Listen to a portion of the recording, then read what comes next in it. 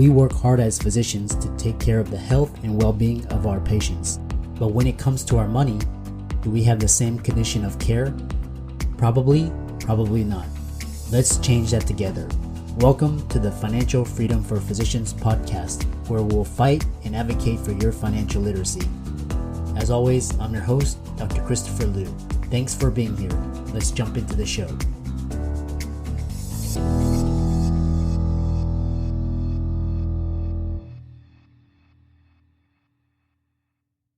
Before we begin today's episode, let's hear from this week's sponsor.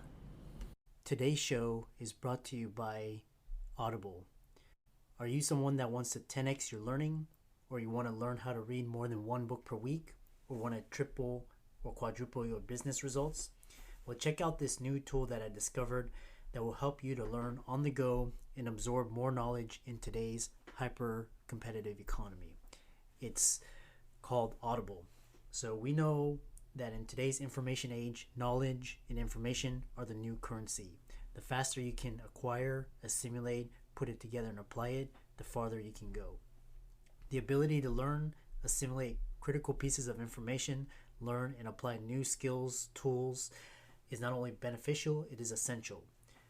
Traditional education is no longer adequate, and you need to stay ahead of the competition and ahead of the curve.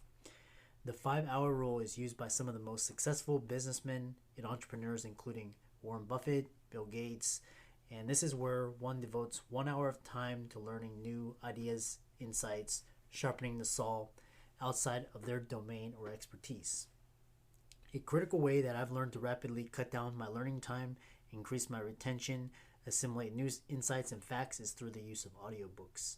Audiobooks are a great tool in addition to my arsenal of other tools where you can accomplish this.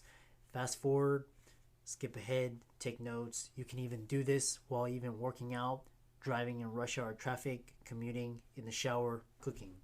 Using this technique, I went from reading a physical book per month to reading over 176 books per year.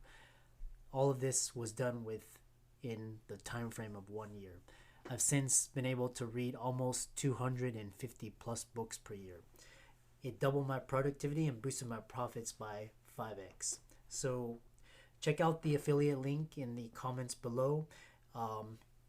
Really, you get one audiobook and 2 originals, plus the first month is free. This is a fraction of the cost of what it would normally take you in terms of time, energy, and resources. So hope you enjoy it, and on to the show. So welcome everybody to this week's Financial Freedom for Physicians podcast. And I'm your host, Dr. Christopher Liu.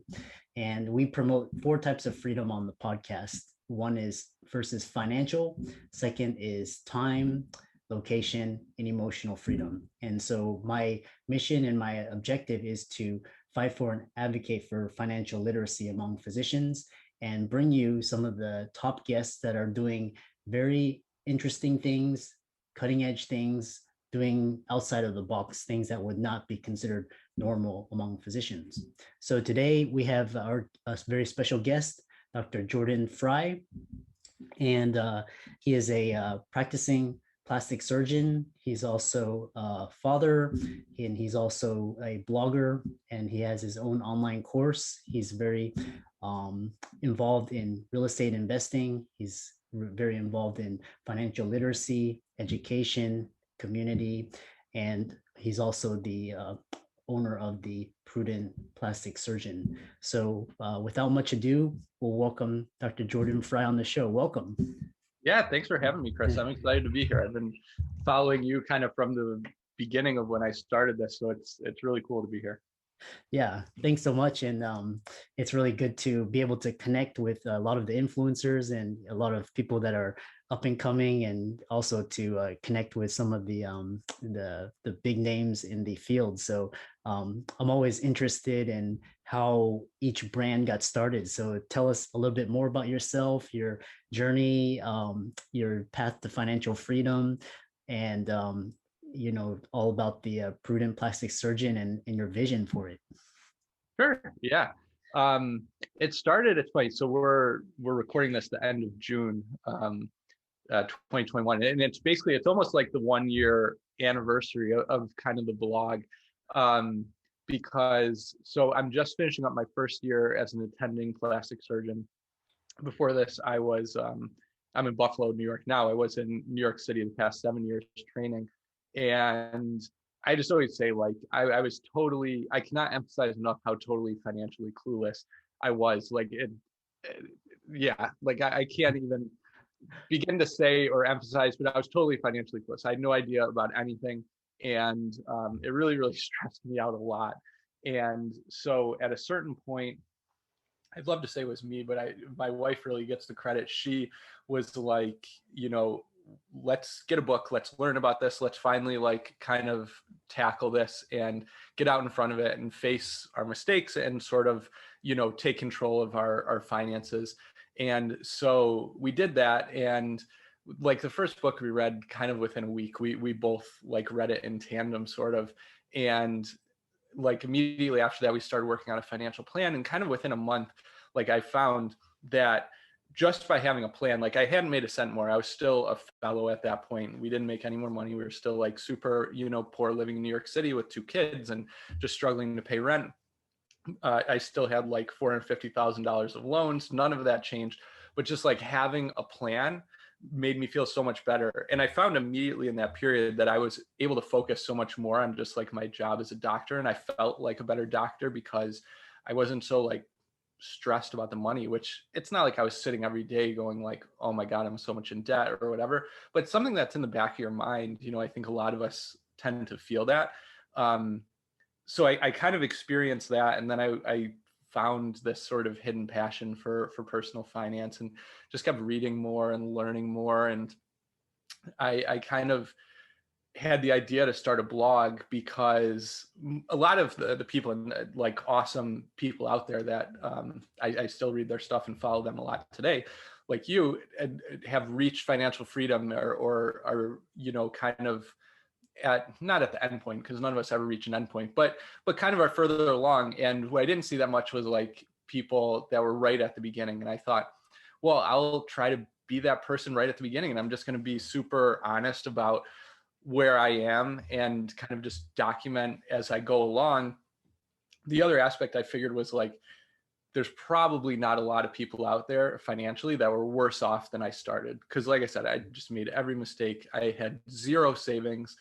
I was in credit card debt, huge amount of student loans, had like no investments, like all this stuff. And I was like, probably people think that they're really in the hole, but I'll show them that I'm even worse in the hole and that I can dig myself out of it and that they can too.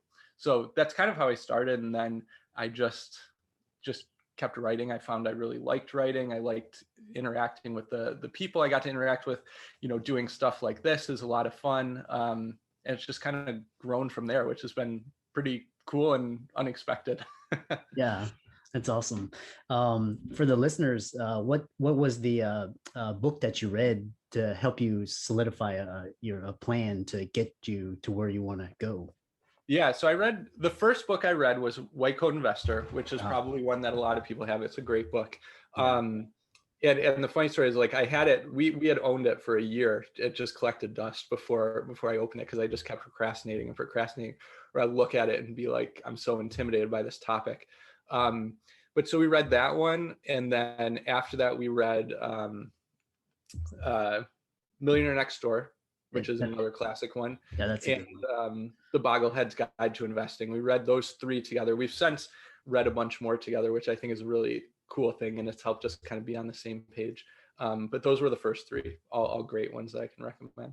Mm-hmm. And for the listeners, I'll put all the Dr. Frey's notes into the show notes and recommendations. So yeah, so you've actually come a long way, because I've seen recently you posted you bought a multifamily, and then you also wrote about a very high savings rate. I think it was 43%, yeah, which is fantastic. I always advocate a high savings rate, and then putting it into low cost index funds just starting out, and then becoming a real estate investor. So what are some of the challenges that you encountered along the way, and feel free to share and how you overcame those? Yeah, the biggest challenge is, and I mean, I think this is similar for everyone, is kind of ourselves, like the formula is kind of easy. It's like you said, and you can complexify it, and I've complexified it with real estate investing and stuff. But for an average doctor, if you just like save 20% of your income, invest that, like you said, in passively with low cost index funds, kind of where you only need to pay attention to them once a year. If you find a job that you like and you're able to work long term at that, and you find fulfillment there, that you work 25, 30 years, whatever the average kind of career is, like you'll be fine. You're going to retire extremely well. Mm-hmm. So it sounds super simple, and it is kind of a super simple formula, but there's so many like mental roadblocks that come up in the way. So definitely I experience them and continue to. The first, it's all these, and they're like limiting beliefs, right? These like kind of stories you tell yourselves that aren't necessarily true. But things just like, oh, I'm no good at money, which is always the funniest one to me, which that's kind of like the rationalization people use not to get started. Even when I tell them, look, it's so simple, like I knew nothing, and like you can really turn it around. It's like, oh, well, it's just too hard. And you're like, well, you somehow willed yourself through like medicine, like through medical school and residency. And no matter what specialty you chose or what you did, like that was Yeah. just tough. Like, I mean, there are times where you're just, I don't even know. Like we look back now, it does get better if you're a trainee listening to this. Like it's so much better as an attending. And you look back and it's like, how did I even do that? Or like, how did I get through that situation? But then we tell ourselves that something like money, we can't figure out. And that's another reason why I started blogging, was because it helped me so much. Like seeing people, I mean, I saw one of your talks very early on Peter Kim's the Leveraging Growth Summit. And just seeing people that I was like, these are people like me, like if they can do it, I can do it. That was so helpful. So that's obviously a huge one. There's also just the kind of like consumerism. I like one of my first blog posts was about this, just how I felt like a poor plastic surgeon, because I felt like I had this, even as a resident in New York City, this kind of image to live up to of what a plastic surgeon was. And I just wasn't that. And it stressed me out, even though that wasn't necessarily what I wanted to be. But we all see that with like being a doctor. So the example I always give is like when my wife and I, we knew what my salary was going to be, what her salary was going to be. We were sort of like planning our budget and creating our financial plan. And I had put in, I forget exactly how much, but like enough to lease a car, like a very expensive luxury car, because that's just kind of like what I thought you did, which sounds so stupid to say, but it's just kind of what I thought you did. And the thing is, I'm not a car person. I don't necessarily have anything against doing that if like you get an equal amount of satisfaction from that car. But I'm not a car person. I just need a point A to point B.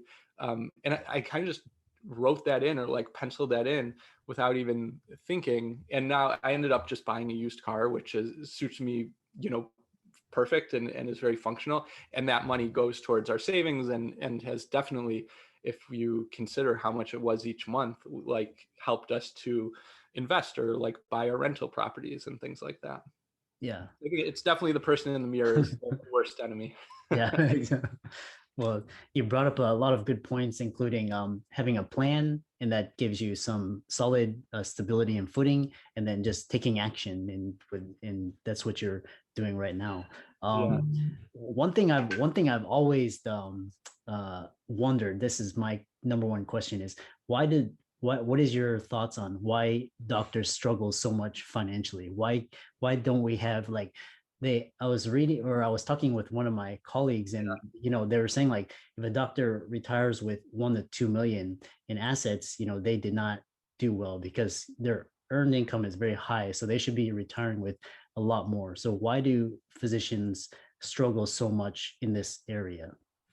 Yeah, I think there's a few reasons, and it's so disheartening. And that's why like what you do with this podcast is so important, to kind of get the message out there, because I think we've all seen, and I've certainly seen, mentors or just other physicians, especially, like in the surgeon's lounge or something, like you can relate to, or just they are working and you can tell like they're just they may be older, they're kind of at a point where you can tell they don't really want to be doing this anymore, and it's really tough, and they're burned out, but they kind of have to because of their financial situation. And that's such a tough thing to see, especially after everything that we've all gone through. And obviously we all get into this to help other people and stuff.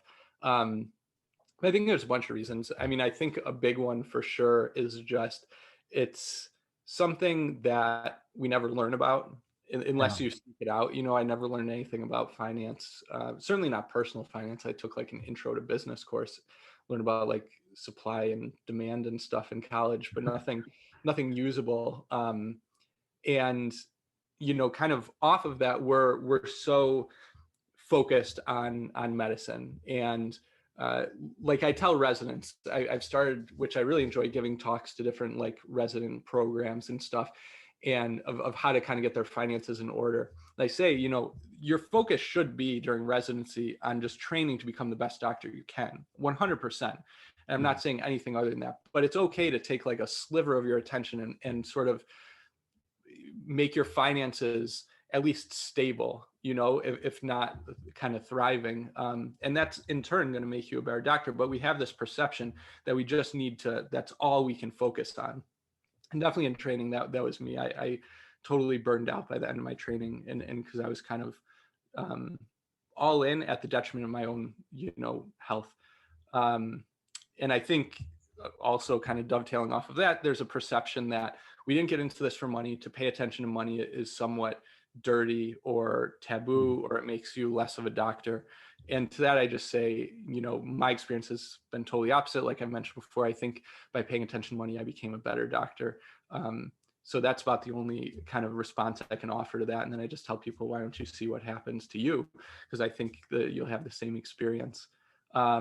And we're just also incredibly like stubborn and proud and competitive people that are so scared to ask for help or admit that we don't know anything or something like that. I even remember in residence, like having some other resident ask me like, oh, like, how do you invest or something? And I was just like, so sorry. I was just like, oh, well, I have my own way or something. When in reality, I didn't invest at all. I was just so stubborn to admit that I knew nothing. And then I found so much freedom in just finally admitting I knew nothing. But I think all those are kind of reasons. I don't know. What do you think? Oh, well, a lot of those reasons you mentioned as well. I also think the culture, because it's really, really, we're culturally conditioned where we have to fit this image, and we have to live in a certain neighborhood and have a certain house and car, and we have to fit this image, and it's really, and it's kind of, a lot of the ideas are based in the past. And so, but now we have a lot of different options and different sources of generating income as well. So, and I think the things we learn from this, especially in terms of investing and entrepreneurship, will actually make doctors better doctors, because it gives them better footing. The other thing is the profession has actually changed. So healthcare is run by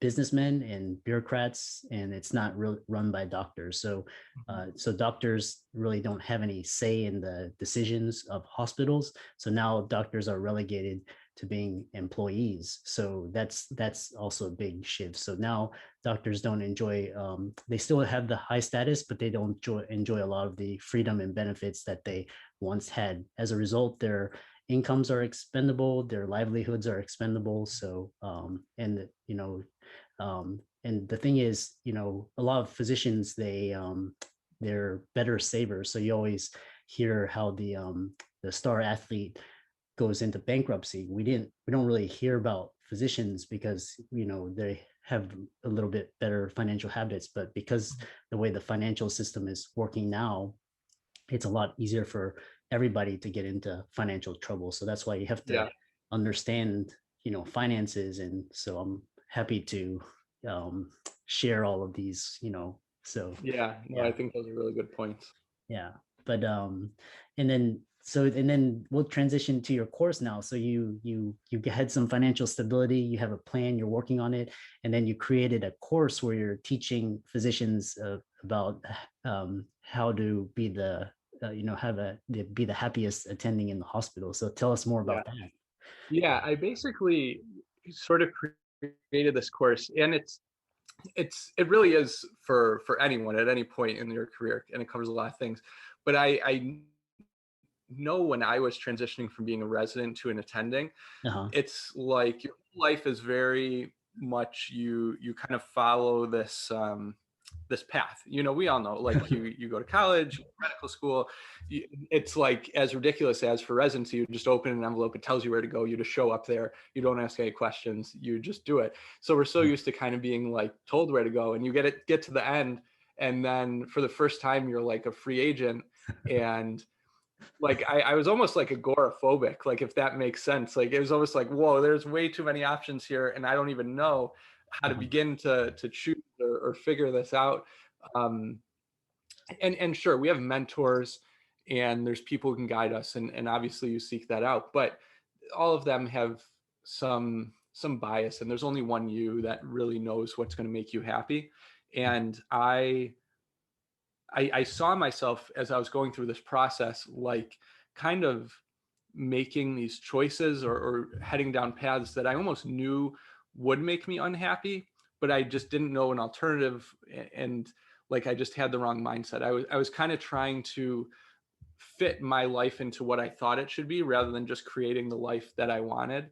Uh, And I mean that in terms of like finding the job that I wanted, figuring out where to live, getting my finances in order that I could, have the life I wanted. So I created this course to help people with that transition. And it kind of goes from like finding the right job to, basic and advanced financial techniques. And then it gets into, stuff like real estate investing. But it's sort of like one package of everything I wish I knew when I was making that transition. yeah, that's awesome. So and then so you're doing a lot of great work, and if people wanted to get a hold of you or get in touch with you, what is the best way to contact you? Yeah, if you can either go to my site, which is prudentplasticsurgeon.com, and there's a box that you can leave a message, and that just goes directly to me. You can also just email me directly at prudentplasticsurgeon@gmail.com. But yeah, definitely reach out anytime. I love, talking to people and going over this stuff and hearing other stories and sharing mine. So feel Yeah. free to reach out. Yeah, you've dropped a lot of wonderful gems, and you've given a really fantastic story. I see your brand growing and making a huge impact in on physicians, and especially in the field of personal finance. So thanks for much for being on the show. Any last parting words for our guests and our visitors? My last parting words would just be to, I guess, just that, financial well-being, which is kind of what I've come to call it. It's like, it's a very important but totally overlooked aspect of our overall well-being. And, try not to neglect it. I guess that's my message. Thanks for having me, and thanks for all you do. Honestly, you were, someone that influenced me as I was getting started and continue to, so I appreciate it. I really hope you enjoyed that episode that I had with Dr. Jordan Frey today. Before you leave, be sure to subscribe, click on the notification button, share, like the podcast, and remember, this week's episode is sponsored by Audible, where you can learn, read, enjoy books on the go without having to physically sit there. Hope you enjoy it. Click on the affiliate link, and we'll see you next week. I'm excited that you made it for another episode. You are truly the best. If you've been following the show for a while, you know that my passion is to bring you the education you need to find your path to financial freedom. Please come back week after week for new content, new resources, and great guests. Until then, if you haven't already, please be sure to check out the website, www.drchrislewmdphd.com, for more support. I'll see you next week.